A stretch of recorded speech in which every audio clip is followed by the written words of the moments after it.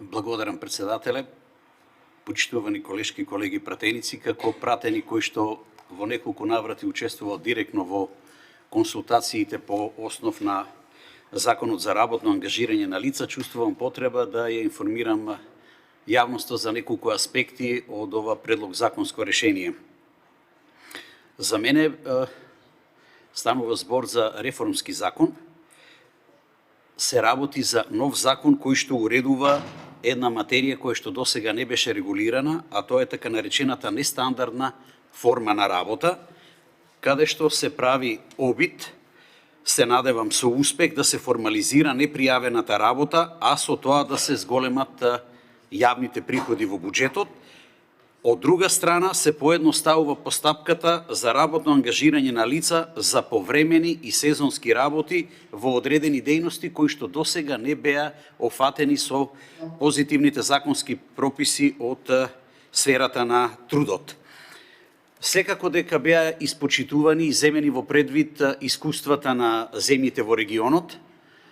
Меѓутоа, најголема улога секако дека има Европската унија, кое што преку една донаторска поддршка треба да ни овозможи воспоставување на еден систем кој што ќе значи евиденција на работното ангажирање, кој ќе биде усогласен со постојните IT мрежи кои се веќе во функција.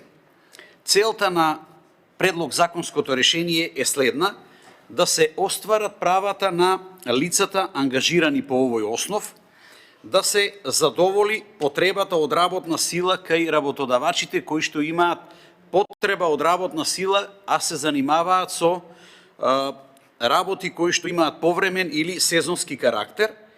Формализирањето на непријавената работа, клучно е да напоменеме дека станува збор за неколку дејности, пред се земјоделство, шумарство и рибарство, два објектите за сместување и сервисни дејности за храна и дејности за домаќинство. Односно, тоа се дејности кои што во даден временски период во текот на годината имаат потреба за дополнителна ангажман на работна сила. Сето ова треба да резултира со зголемување на јавните приходи по однос на платени даноци и придонеси од задолжително социјално осигурување.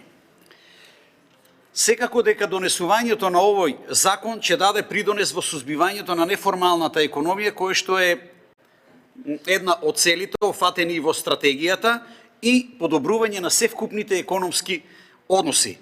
Се дефинира начинот на воспоставување на работен ангажман, а сето тоа треба да одигра улога во вклучувањето на одредени категории на лица кои што досега не беа вклучени во делот што значи формална економија.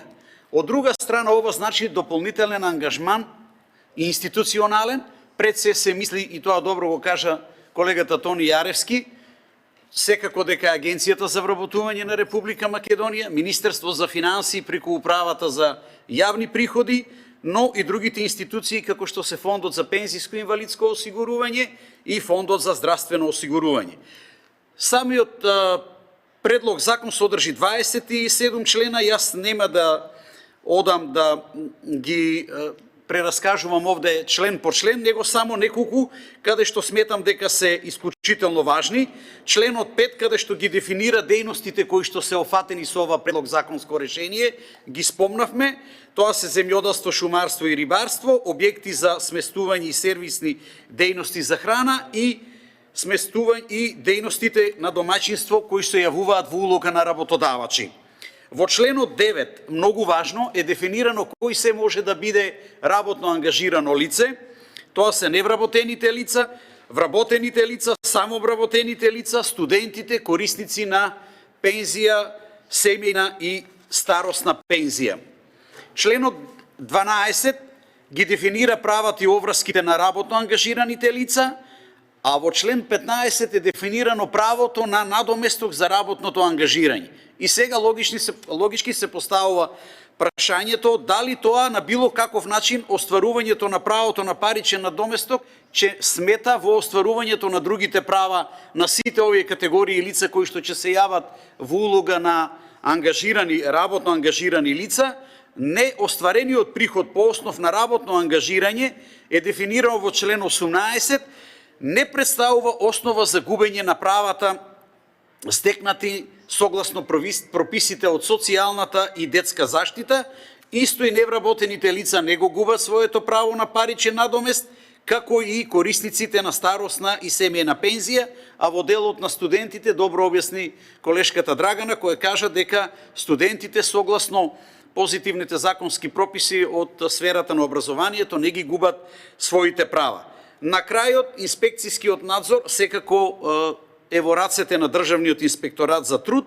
Уште еднаш само да потенцирам и со тоа ќе завршам, дека сметам дека станува збор за реформски закон, кој што ќе овозможи подобрување на севкупните економски односи. Ви благодарам.